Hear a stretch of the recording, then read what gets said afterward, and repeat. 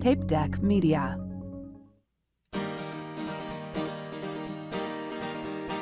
My friend Dan, he's got a podcast, 'cause all comics need a podcast, and nobody had a podcast called The Art of Bombing. So Dan went out and bought a tape deck. Who knows why he bought a tape deck? Podcasts don't get played on tape decks, but Dan is from the 80s. So hey there, all you funny jerks, come talk to Dan about your work.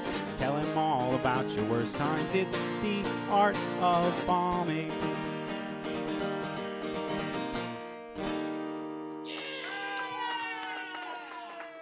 Welcome to a brand new episode of The Art of Bombing presents Between Bombs Callbacks, where Larry and myself, Dan, call back the most recent episode. And in this episode, we are calling back episode 304 with Jeremy Alder. And it was a great episode. How you doing, Larry? I'm good, buddy. How are you? I'm doing pretty good. Good. I'm feeling pretty good. We're a little inside baseball or I guess BTS. We're recording on Good Friday. Yeah, and I'm totally not trying to do like product placement. Yeah, they don't sponsor us. Cover that logo. Well, maybe they will if I keep teasing. Well, maybe. Good point. All right. Yeah. Tease away. I fell for marketing with that, with Liquid Death. Oh my God! Great marketing. I went to it was a Circle K after a gig. I got up the next morning. Had been a particularly good gig, so me and some of the other comics and went out, and I had to get on the road pretty early the next morning, and was not feeling super great. And so the Circle K had Liquid Death on sale. Like it was like 3 for $5 or something. It was a ridiculous price, and I'm like, fine, I need liquid. And I didn't but realize. Not death. I don't need death. I don't need death. I feel like death. I need so liquid. I need liquid. And I didn't realize I'd bought like the sparkling. And and so I open it up, take a sip, and I'm like, what is wrong with this one? And then I realized, it's the sparkling water, and that it saved my life. I swear to God, that cured the hangover immediately. Well, there you go. We got a good testimonial for Liquid Death. It's a good hangover cure. Truly. Today it's just my little treat, because what I wanted was a noontime beer, and I can't have a noontime beer today. So. Oh, that's a bummer. I suppose because you're still working, right? Yeah. I've got some stuff to do, and then I'm probably gonna pretend to be a big city comic and take off a little early and go sit in a pub and do a little bit of writing, because I got some new premises that need polished out, and that's the other thing. This has nothing to do with the topics today, but I have to get used to writing short sets again, because I am way out of practice. And as somebody who is a raconteur, if you will, a storyteller, most of my bits are at least 7 minutes long. That's right. Larry's got some long bits. I do, but they work. Ladies, if you got those long bits, if you know what I mean. Long bits, you know. It means I won't shut the hell up. That's what it means.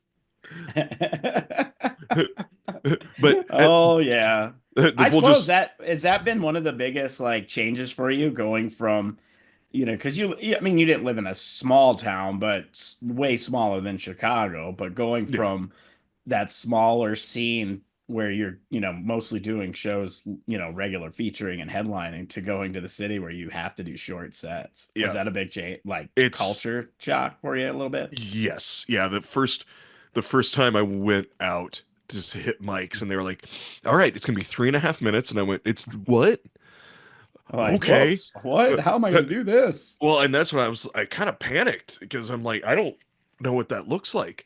I don't even know what a tight 5 is anymore. I don't have a tight 5.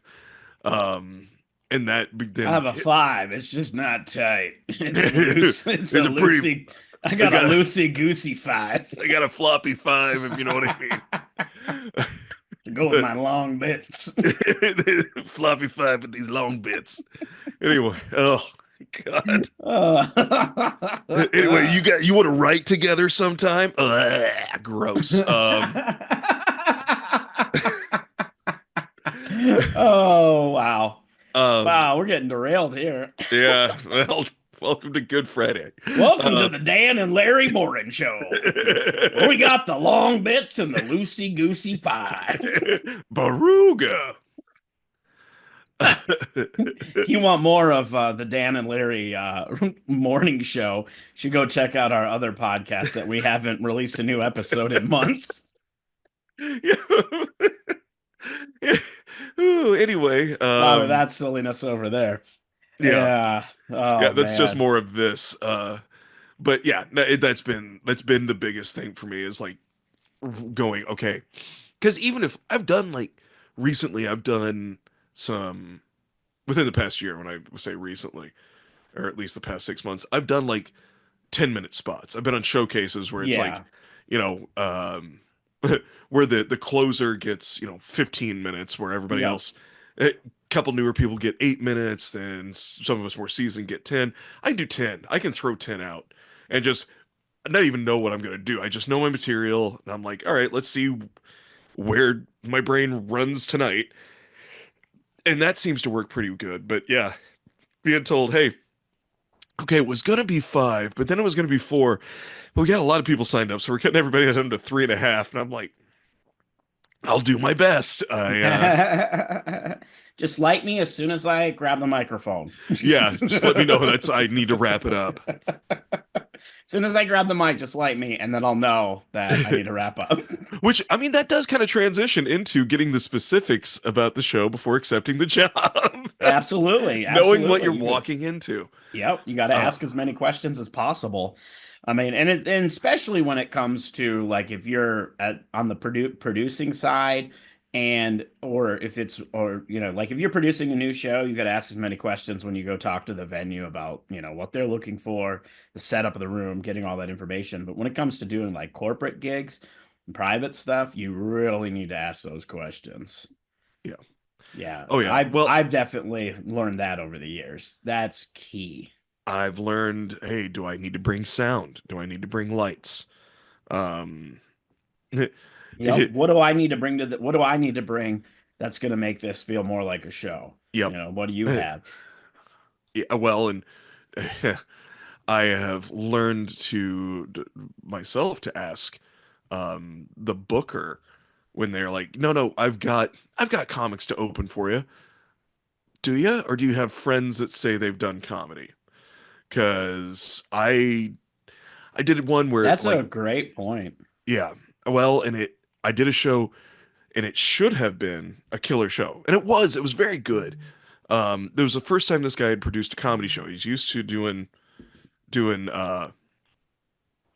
music, and had a younger comic, and he'd been doing stuff in the city. He did a guest set. I had him do 7 minutes, and he did well. He didn't kill, but he didn't bomb. And then the guy that was supposed to be a feature act kept bragging about all this stuff that he had done, and he had been down in Texas doing stuff. And he went on stage, and he was supposed to, I was like, since we get the guest set, just do 20 minutes so that we can keep it a tight hour and a half, because I'm doing an hour. Yeah. And he went up and was not funny and stretched it to almost 35 minutes. Oh God, that's even the worst. And I've been lighting him. I'd been, and he just kept going, because it was one of those, I want to end on a laugh. I've said this before, and I'll say it again, and I'm going to insert here.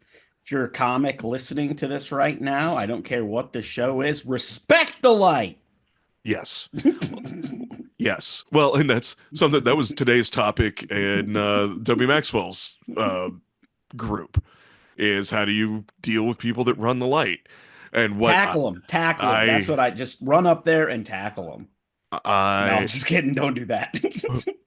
I've threatened it. In fact, what I used to do with the open mic I ran was, okay, stick to your time. If I will give you a light at 4, if you hit 5, I'll give you the light again, and I expect you to tie up. I would rather you be done at 5, But if it's Yeah. you're working new material, sometimes you get into it, blah blah blah. Oh, I get I mean, the best way to do that is if you have the option to, it's not always possible at some venues, but like a lot of comedy clubs, they kill the mic. yeah, That's your best option. Just kill the mic. yeah. Just kill the Well, mic. Call it at good. at my Uh, open mic, I was like, okay, if you hit 5 minutes and that's your cue, tie it up. If I see you hit 5 minutes 30 seconds, I will hit you with the strobe light. And because yeah, I have a flashlight that's very bright, has a lot of lumens, that has a strobe a light lot on of it, lumens. a lot of lumens, A lot of um, lumens. and hits you with that strobe, and especially in the small room we did it, I was close and I said, I will do it. And I would hit people right in the eye Oh, that's funny. and Yeah. just like, Have oh, you ever had to forcibly go up on stage yes. and take a mic? Yep. I had to do this one time at an open mic in San Diego. The comic would not like they were basically trying to be entitled, acting like they could just do what they wanted, and then they started taunting me. They're like, "Oh, he's giving me the light, but they're not going to be brave enough to come up here and take this mic from me. I can do what I want." And as soon as they said that, I was like, "Nope. You want to see if call my see? I'll call your bluff." And I Yep. walked up and I grabbed the microphone. I said, "You're done. Get out of here." Yeah, it was bad. And I mean, because it's embarrassing too. Like Yeah. not just for the host, but for the comic. I mean, Yeah. you're especially when you're not funny. Right. Well, and I did that. Well, I was like, oh man, but I got more to say, and I'm gonna say it. And I was like, no, you're not. And I walked Right? up towards. I had gotten my spare microphone out. Walked up, He's like, what if I don't let go of the mic? And I said, I don't care. And I unplugged it, plugged my mic in, said, all right, that was such and such. And he just stood there and like, and didn't know what to do. And I just reached over, took the mic away from him, and I said, "Now you go sit down, and we're done now. We're done. We can discuss this afterwards." And apparently he left in a huff, and he never came back. And I was like, "Well, Problem solved. But going back to asking questions, yeah, it is important. Just a few questions that I always, when we'll just kind of streamline this a little bit, and a few topics or a few questions you should be asking right away when it comes to setting up a show.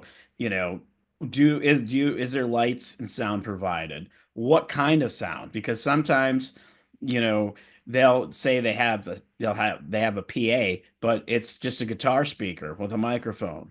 mhm. You want to know how many people are going to be at the event. What time do they want you to perform? How long do they want you to perform for? These are all things that you should be, and the more questions that you can think of to ask, the better. Because ultimately, when it comes to the private or the corporate gigs, you're kind of essentially, you're supposed to be the expert. You're supposed to ask questions and help them because your questions are going to guide them. Because when you get the answers, you can guide them into making a show more like a show. And the more you can make it a show, the better off you're going to be. Because we all know anybody that's done a corporate gig knows that they can be terrible. Yeah, yeah, Yeah. yeah." Well, that kind of transitions because Hmm. corporate, a lot of times, and we've talked about it on this show, multiple times. Corporate that is a captive audience, and sometimes they don't know that there's going to be comedy, and that Yep. is the Sometimes we get to do a little hijacked comedy. oh well, because like let's think if you're sitting at a brewery with your buddies, and somebody sits down with a guitar, or somebody comes in and sets up like a DJ station, and they're gonna play some tunes. You're like, all right, cool. We got tunes in the background. I don't have to spend my money on the touch tunes. Um, Somebody comes in with comedy that doesn't work. No. No, just go ahead and that's happened to me a dozen times, where you walk in and they're like, just sit up in the corner. Do these people know there's comedy tonight? I don't see any. Yeah, we put it on the board behind the bar, and it's Oh, like chicken scratch up there, yep. like, and then April 19th comedy. Oh, great, super. These people are get on the microphone and you're like, hey everybody, and everyone's like, fudge. Yep. We all know that hijack comedy Yep. so well. But you're right though. That's a lot of times what happens with corporate comedy is you get that hijack comedy because a lot of times and that goes back to asking questions. That's a question you could be asking. Does your party know they're having entertainment? Do they know there's a comedy show? Because a lot of times these event planners, especially for these corporate gigs, want to surprise the employees. Like having an entertainer is like a surprise. It's like their way of, kind of like a thank you for all their hard work or whatever. And it's Uh-huh. like, don't surprise them. Let them know because they really just want that dinner. They want the dinner and the open bar. They don't want Yeah, exactly. They they don't don't they don't want to want be Shecky up surprised. here. Like, oh, let me tell you about my problems. Go, now get out of Exact. here. Yeah, exactly. And that's a good, because this all kind of ties in together, because this is another good point, with doing corporates and, asking questions. Another question you should be asking is, what kind of material they're looking for. And that kind of goes into another topic that we're going to cover is when is it appropriate to talk about taboo topics such as religion, politics, so on and so forth when it comes to corporate gigs, you definitely want to ask what kind of material they're looking for and what kind of topics, if there's any topics they want to stay away from. Now, me Hmm. personally, I'll ask that, but I'm a pretty safe comic anyway. But when it comes to like corporate gigs, I definitely stay away from religion and politics. I don't want anything Yep. that's going to divide the group because they're there together as a company trying to, it might be a team building thing or just, extra social activity, whatever it is.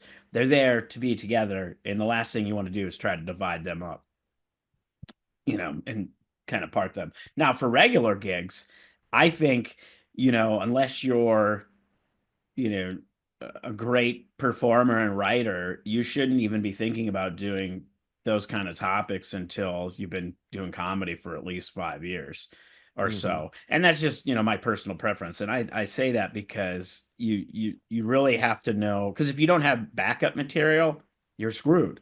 If you go essentially when you do stuff like about religion and politics when you're early into comedy, it's probably coming off more a shock comedy than it is, like a thoughtful, like premise with, points that aren't necessarily um judge and not necessarily judgy, but preachy. That's the better word, preachy. Yeah. Because that's the one thing you don't want to do when it comes to you're up there trying to make people laugh, not trying to be a pure, preach whatever it is, whatever your agenda is, whether it's politics or religion.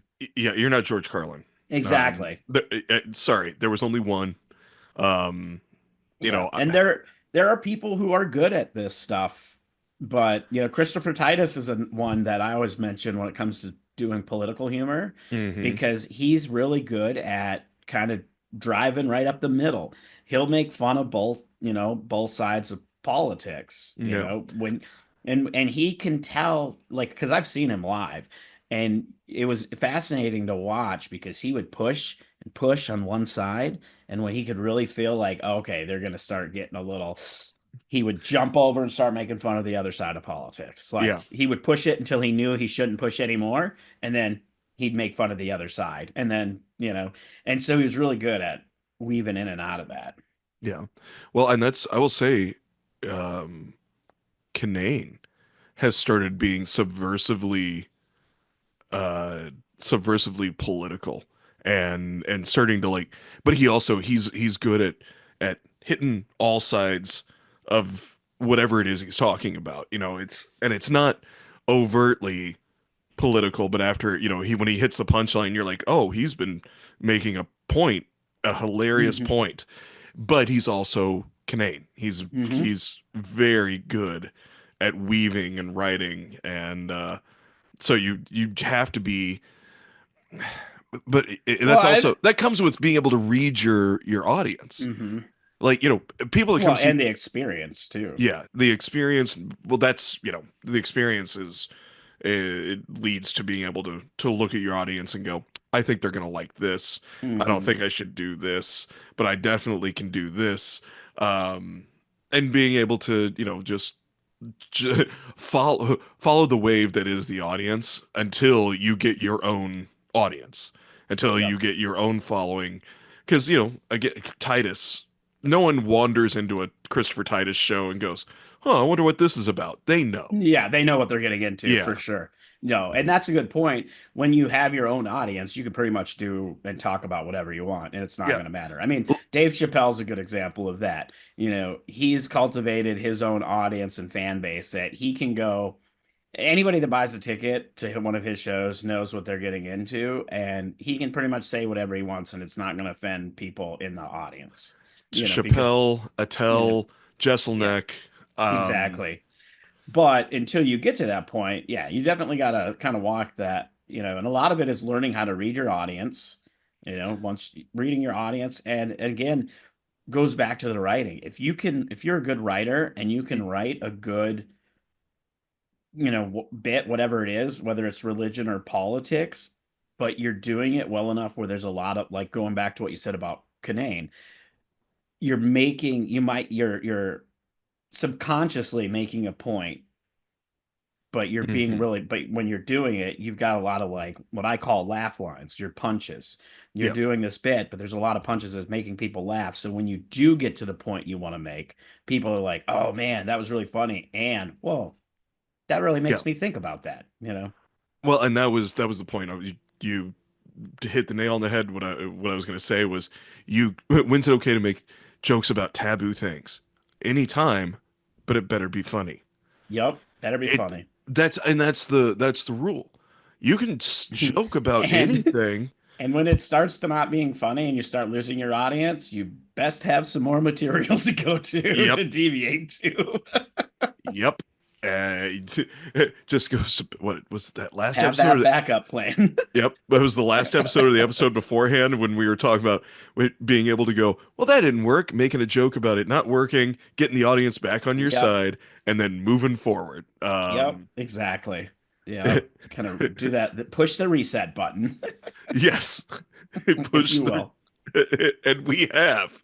Yeah, many times. Well, well, this has been a great conversation. We hope you, if you're listening, you found this conversation helpful. And we want to get to more engagement with our fans. We know we have fans. I have people reach out all the time. If you're not in the Facebook group, join the Facebook group. Get into the conversations. If you have questions about comedy that you would like us to ask maybe our guests or talk about while we're having these conversations, doing these between bombs, post them in the Facebook group or hit us up on social media. We're on social media at Art of Bombing Pod on all platforms. You can send us an email to theartofbombingpod@gmail.com. Of course, you can reach out to Larry and myself individually through our emails, through our websites, whatever. Whatever's easiest for you to reach out to us. If you have questions that you'd like us to cover or topics you'd like us to cover, reach out. Follow the podcast wherever you get your podcasts. Subscribe, like, do all the things, share the content, share the podcast with your friends. And lastly, if you want to support financially, there's a few ways. One, you can go to our store and buy some swag, get an Art of Bombing t-shirt, maybe a hat. I don't know, whatever you're into, some apparel. You can get that. You can go and become a supporter. For $3 a month, you can get early access to episodes and ad-free episodes for $3 a month. That's like less than 30 cents a day. I probably did terrible math there. It's probably even less than that. I don't know. That's like 10 cents a day, right? Yeah, I don't know. I'm not Sure. good at. Sure, thank you, Larry. Just agree with me on that. Yeah, we're comedians. We're not mathematicians. And then lastly, you can go over to buymeacoffee.com/theartofbombing pod and throw in some money in the tip jar if you want. But as I always say, the best thing that you could do to support this show is always share our content and tell your friends about the podcast. Mhm. That's what we want. Help get the word. Spread it around. Spread it around. Spread the word. Spread the good book of the bombing. We want to be the HPV of podcasts. We want to be with every in every college dorm. Does that no that's not coming out right, is it? Spread the good word. Spread the good word Have you heard the good news? Have you heard the good news? The good news is we're going to end this podcast. Yeah, this episode is done. This is done. Thanks for listening. We'll be back next week with an all new episode of The Art of Bombing. Have a great week. Bye. This has been a Tape Deck Media production. Thank you for listening.